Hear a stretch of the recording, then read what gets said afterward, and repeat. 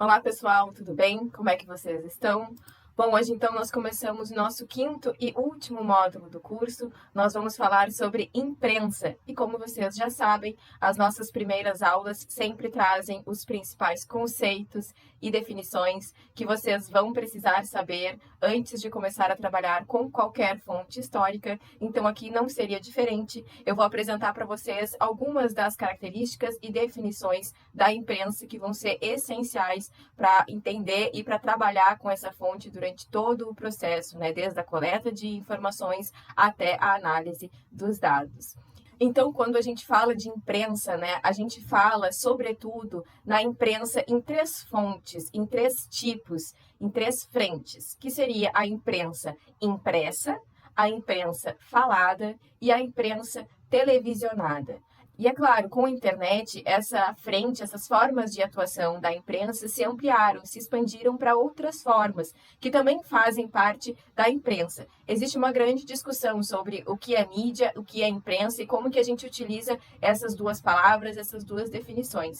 Existe um grande debate. Aqui, eu sempre que vou me referir à imprensa, vai ser um desses três tipos. Existem alguns pesquisadores que, para falar de algo mais atual, que considere a internet ou outras formas de atuação da imprensa, utilizam a palavra mídia. A mídia é um conceito um pouco mais amplo, né, que abrange todas essas questões, inclusive a imprensa falada, impressa e televisionada. E aqui, então, eu sempre vou me referir à imprensa, se tratando dessas três formas, ainda que nesse curso eu vá conversar com vocês, sobretudo, sobre a imprensa impressa. É aquilo que a gente chama também dos periódicos, né, que são os jornais e revistas. Essa é a fonte que eu utilizei em várias das minhas pesquisas, desde a graduação, no mestrado e também no doutorado. De alguma forma, eu venho trabalhando com a imprensa impressa, né, com os jornais e com as revistas há mais de 10 anos. E é um pouco desse trabalho, dessa experiência que eu vou contar aqui para vocês, vou compartilhar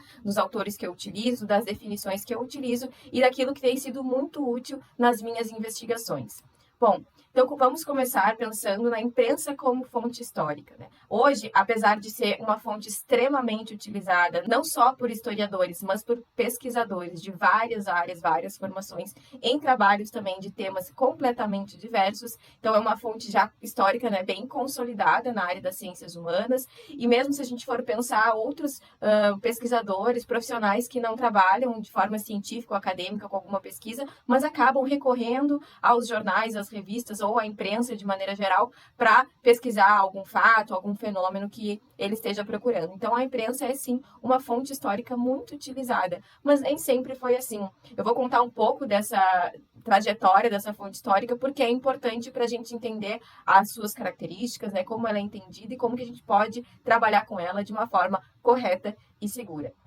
Então, na história, existem movimentos historiográficos, as chamadas também escolas historiográficas, que contribuíram ao decorrer dos séculos com os pensamentos sobre a disciplina histórica, sobre a profissão da história, sobre os nossos objetos e metodologias. E a nova história, que seria a terceira fase da escola dos análises, um movimento historiográfico que começou com os historiadores como Marc Bloch e Lucien Lefebvre. No terceiro movimento, a chamada Nova História, apresentou uma expansão da história, trazendo novas abordagens, novas fontes, um diálogo bem interdisciplinar e expandindo muito o campo do historiador. Então, essa ampliação dos objetos que o historiador podia pesquisar, das fontes que ele podia pesquisar, acabou também, então, incluindo a imprensa como fonte, porque antes ela não era vista como digna de ser fonte. Ela era muito criticada, não era considerada uma fonte oficial, uma fonte confiável e que trazia a verdade. E aí, o que foi que a nova história acabou trazendo é que essa verdade, ela não existe, né? Existem várias verdades, se a gente puder pensar dessa forma. E o que a gente precisava fazer era analisar de forma criteriosa, então ter um olhar crítico para toda e qualquer fonte histórica que a gente fosse trabalhar. E que dessa forma a imprensa, os jornais e as revistas poderiam sim ser fontes históricas, né, fontes para a gente pesquisar qualquer fenômeno do passado ou também do presente, né, de um passado mais recente. E aí foi assim que então foram construindo ao longo do tempo uma forma que conseguisse dar conta da complexidade da fonte.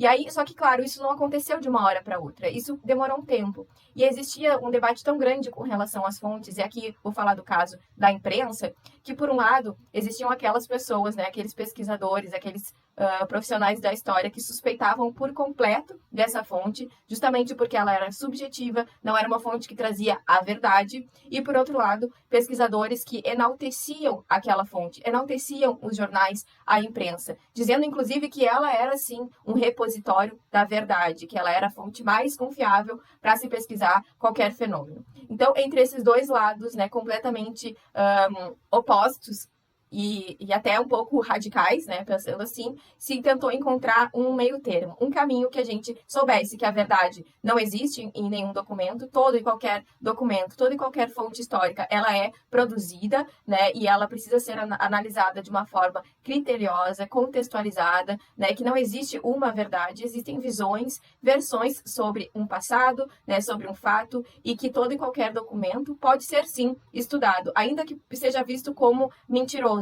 né, como um documento falso, porque a própria construção de um documento falso se tornou muito importante, né, para o estudo de um acontecimento. Mas isso não é assunto para a gente falar na aula de hoje. Eu queria que vocês entendessem que, por muito tempo, houve muito esse debate e que essa construção da imprensa enquanto fonte precisou que fosse levada em consideração as características dessa fonte, né, e como que a gente deveria trabalhar com ela da forma complexa, né, e que ela precisava para a gente conseguir estudar e retirar de uma forma bem segura e científica as informações que estavam ali presentes. Então, como que a gente faz isso? Com análise crítica, com contextualização, entendendo sempre que por trás de cada fonte sempre existem pessoas, sujeitos com suas visões, com seus interesses, com as suas influências, e que todo e qualquer documento, ainda que sejam aqueles documentos oficiais, eles são sim visões e não são a pura e simplesmente verdade. Como a gente já está no nosso último módulo do curso, eu espero que vocês já tenham entendido isso, né? Tanto eu quanto a Amanda, a gente tem batido bastante nessa tecla no decorrer do curso, mas isso é muito importante que vocês saibam. Independente do qual tipo de fonte histórica que vocês vão trabalhar, sempre se lembrem que é preciso contextualizar, analisar de forma crítica e perceber que sempre são sujeitos, pessoas que estão por trás, né? Que fazem esses documentos para alguém, com algum objetivo, e isso sempre influencia o que está escrito ou o que está dito nessa documentação, tá bem? Bom, e a imprensa enquanto fonte histórica é o que a Tânia Regina de Luca vai dizer que é a história por meio da imprensa. E ela é diferente da história da imprensa, né, da imprensa enquanto objeto de estudo. É também muito relevante, traz muitas contribuições, inclusive para trabalharmos a imprensa como fonte, mas aqui eu vou aprofundar com vocês a história por meio da imprensa, né? Ela servindo, então, como uma fonte histórica. E para entender um pouquinho melhor sobre isso, eu vou trazer aqui para vocês algumas definições de autores que eu utilizo e que eu acho que contribuem bastante para a gente conseguir entender o que é essa imprensa, do que nós estamos falando. E aqui o professor Luiz Carlos Martins vai dizer que a imprensa é um locus privilegiado para estudar visões de mundo, representações e imaginários sociais, que tem um enorme peso político e ideológico na organização social. Então aqui ele já traz algumas possibilidades, né, de estudo dessa fonte histórica, de análise dessa fonte histórica, ou seja, a imprensa ela traz sim uma quantidade muito grande, né, de representações, de questões que trabalham diretamente com o imaginário do imaginário de um grupo, né, o imaginário social. E a imprensa, enquanto um produtor de bem simbólico, como diz o sociólogo Pierre Bourdieu, é sim uma arena, né, um campo de disputa muito grande, inclusive por esse imaginário, né, por conceitos, por símbolos, por significados. Então, a imprensa, ela é independente da forma, né, se ela vai ser uma imprensa impressa, televisionada ou falada, ela sempre lida com essas questões de imaginário, de representação e também de um forte papel e peso político ideológico, como o professor Martins vai dizer aqui. Outra questão bem importante é da Maria Helena Capelato. Ela vai trazer a seguinte questão: a imprensa registra, comenta e participa da história. Através dela se trava uma constante batalha pela conquista dos corações e mentes. E o que a autora está querendo dizer aqui? Ela está querendo dizer, já na primeira frase, né, que além de registrar ela participa da história, ou seja, ela não é uma mera observadora, né, que está alheia desse fenômeno, alheia do seu tempo. Não, ela participa, ela tem uma força, né, ela é um agente com uma questão ativa dentro da história, dentro do tempo que ela está registrando. E isso é muito importante, porque enquanto ela está escrevendo, né, ou falando, narrando, dependendo da frente, né, do tipo de fonte que a gente está estudando, que a gente está pesquisando, ela sempre vai ser permeada, contextualizada, influenciada pelo tempo que ela está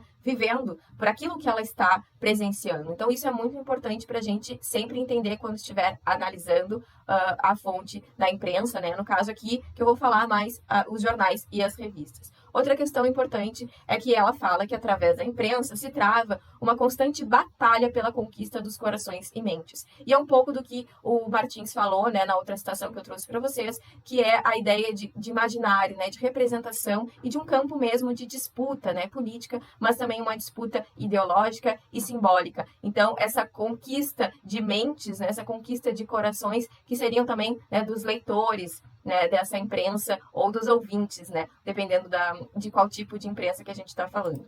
E falando em questão de participação, né, de participação da imprensa nesse tempo, nessa história, aqui outra citação do professor Francisco das Neves Alves, ele vai dizer que a imprensa, sobretudo os jornais, trazem em suas narrativas uma visão peculiar sobre os acontecimentos, pois ao registrar os eventos do período, tornou-se uma força ativa da história. Então, novamente, esse autor traz a questão de força ativa, ela registra, mas ela também participa. E nessa participação, ela acaba, então, narrando de uma forma peculiar, que é da imprensa, esses fatos que ela está presenciando, né? E que, de alguma forma, ela está absorvendo e colocando isso, né, no jornal, na imprensa, na televisão ou no rádio. Mas, então, ela é uma força ativa da história. Essa é uma definição bem importante para a gente aprender, né, antes de trabalhar, antes de pesquisar e analisar a imprensa enquanto fonte histórica. E como eu já falei, tem uma questão que é extremamente importante, que é sempre pensarmos quem faz a imprensa. Porque a gente fica falando imprensa e parece de uma forma, né, distante, como se isso fosse algo meio inalcançável, imprensa. Mas quem faz a imprensa são pessoas. Então, essas pessoas possuem os seus próprios valores, os seus próprios interesses, influências e visões.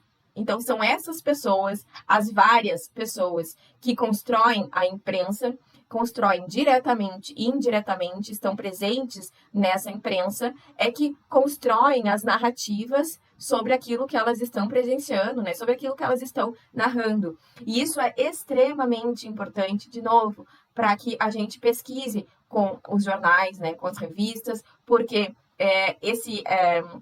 porque, no caso, quando a gente está lendo alguma notícia, né, por exemplo, a gente pode cair na armadilha, né, de achar que aquele papel que nós estamos lendo surgiu aquele texto, né, e a gente se encanta, inclusive, pela notícia, pelo aquilo que a gente está lendo, e vários trabalhos caem no erro, né, de esquecer que por trás daquele texto existe uma pessoa ou várias pessoas escrevendo, que são geridas também por outras pessoas, influenciadas por outras pessoas e estão escrevendo para pessoas. Então, todas elas estão presentes, direta ou indiretamente, na imprensa.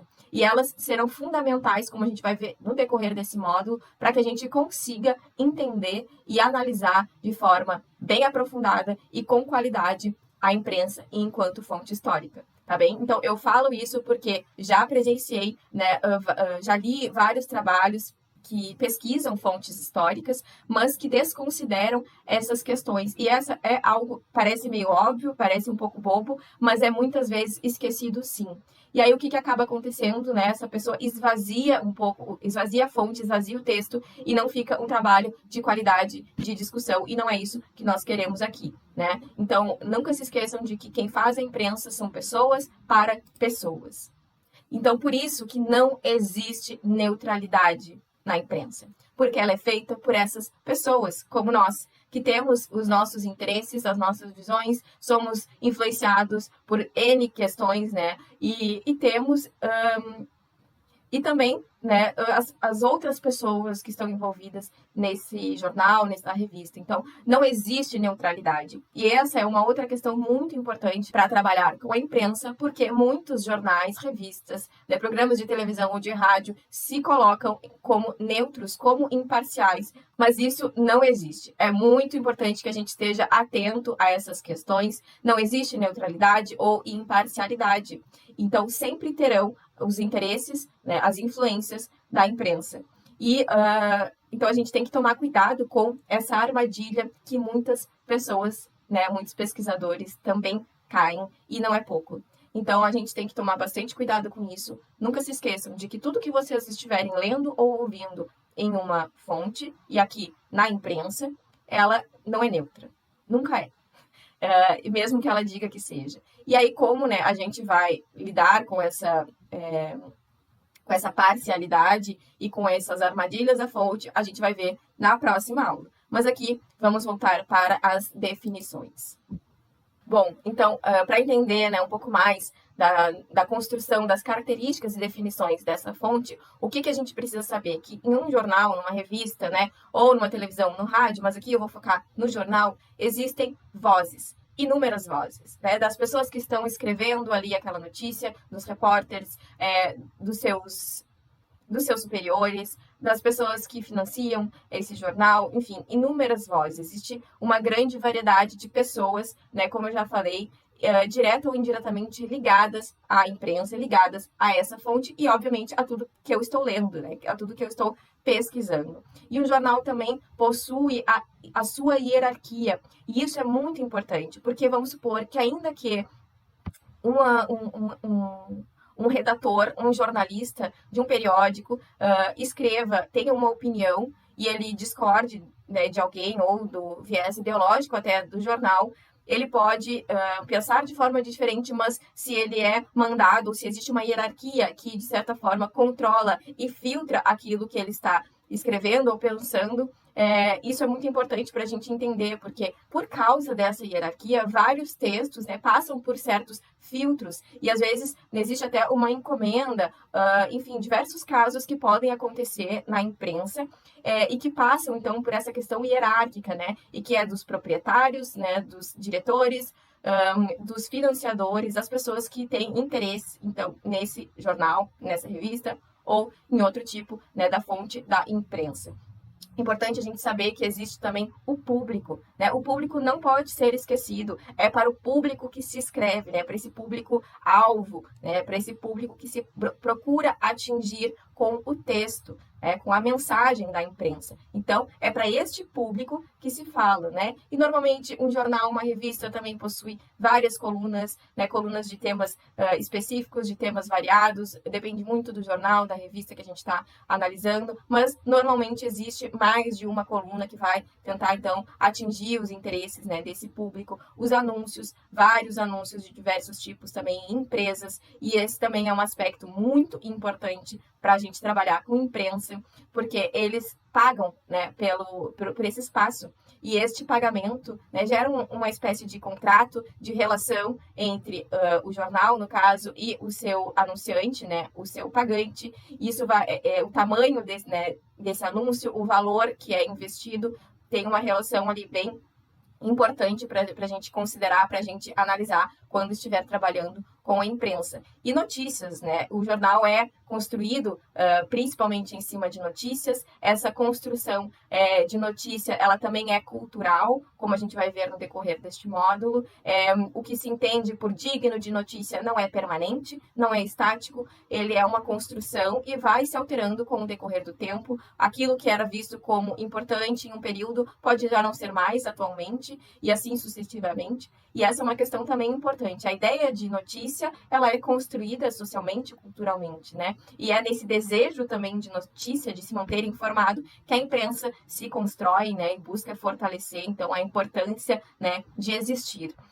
E também o editorial, né? Existe uma linha editorial nesses periódicos, e esse é um aspecto bem importante, porque normalmente é nessa linha editorial que a gente vai conseguir encontrar o discurso, né? As bandeiras desse jornal, dessa revista que a gente vai pesquisar. Então, essas características, essas coisas presentes na imprensa são muito importantes para a gente ficar atento para saber, né, que não é um simples jornal de uma notícia neutra, sem qualquer tipo de interesse, feita ali despretensiosamente, né? A gente precisa saber que existem essas questões enquanto estamos pesquisando com a imprensa, né, na imprensa. Bom, e por que eu falei, né, ali na questão do público e da importância da gente pensar o público desse jornal? Porque o público participa da imprensa. Ele é também um produtor desse conteúdo, dessa mensagem. E um dos erros que acontece muito frequentemente nos trabalhos que utilizam a fonte, né, a imprensa, os jornais, os periódicos, enfim, é a ideia de explicar ou de tomar um modelo de comunicação já um pouco ultrapassado, que é a ideia de colocar o receptor num local muito passivo nessa comunicação entre emissor e receptor. E aqui a gente pode pensar o emissor enquanto o jornal, que está emitindo uma mensagem para um receptor, que é o público. E essa mensagem, então, é o conteúdo, né, desse jornal. O que muitos pesquisadores acabam fazendo, mesmo que sem perceber ou de forma inconsciente, é colocar esse receptor num papel de extrema passividade, como se a imprensa, né, simplesmente passasse essa mensagem e o receptor não tivesse a sua capacidade crítica e de interpretação daquilo que ele está lendo, né? Como se tivesse, inclusive essa analogia que muitos pesquisadores utilizam para explicar essa teoria hipodérmica da comunicação, como se tivesse a imprensa injetando essa mensagem, essa informação, né, no cérebro do leitor, do receptor, de uma forma, então, muito passiva. E a gente sabe, né, vários pesquisadores, novas teorias da comunicação, tanto da parte da comunicação, mas também historiadores já têm percebido que essa forma de explicar a comunicação não dá conta, né? Ela não, a gente pode pensar, né, nós, enquanto leitores de qualquer jornal, né, de qualquer revista, enfim, consumidores da imprensa, nós temos a nossa capacidade de interpretação, né? Fazemos uma análise crítica daquela mensagem que está sendo emitida para nós, né? E isso é importante, porque ainda que a gente esteja lendo ou assistindo, ouvindo parte da imprensa, a gente consegue fazer a nossa própria interpretação e o uso dessa informação, né? De formas diferentes, é claro, mas eu trago isso para vocês, ainda que brevemente, falo para vocês procurarem nas referências dessa aula para se aprofundarem nessas questões. Isso é muito importante, principalmente para quem vai trabalhar com questões como manipulação da imprensa, que tomem bastante cuidado com essas terminologias, com essas ideias que buscam tomar uma explicação simplista, né, da comunicação, colocando esse leitor num lugar muito passivo, né? E outro aspecto bem importante é que para esse receptor ter condição de entender a mensagem que está sendo emitida, ele precisa ser detentor de uma série de questões, né, de códigos que permitam decodificar essa mensagem. E isso é importante porque não é só porque aquela mensagem está no jornal, né, que toda e qualquer pessoa consegue decodificar. E isso a gente percebe, inclusive, fazendo a pesquisa em fontes, porque existem questões que são tão temporais, tão daquele momento, daquela cultura, que a gente às vezes não entende, né, aquilo que está na notícia por completo, ou uma palavra, uma expressão, enfim, coisas, né, que a gente não tem a capacidade, o conhecimento para decodificar, né? Então, essas questões são importantes, é por isso que a gente precisa considerar sempre também o público, né, o público-alvo, mas o público leitor desse jornal, né, no caso, dentro das nossas pesquisas, das nossas investigações, para não cair numa análise mais simplista, mais superficial, né, principalmente para quem vai trabalhar com essa ideia de manipulação, como se a imprensa tivesse um grande poder nas mentes, né, e como se esse receptor não tivesse os seus próprios filtros, visões, né, formas de interpretar, de concordar ou não com aquilo que ele está lendo. É claro que de forma alguma eu estou dizendo que não existe essa tentativa, né, de manipulação, né, ou de tentar convencer o público daquilo que ele está escrevendo, da mensagem. Não é isso, mas tomem cuidado com essa ideia de um modelo, né, mais ultrapassado da comunicação, dessa teoria hipodérmica, para não reproduzirem essas análises mais simples, essas análises, né, que desconsideram, então, a capacidade de interpretação, a capacidade crítica do receptor.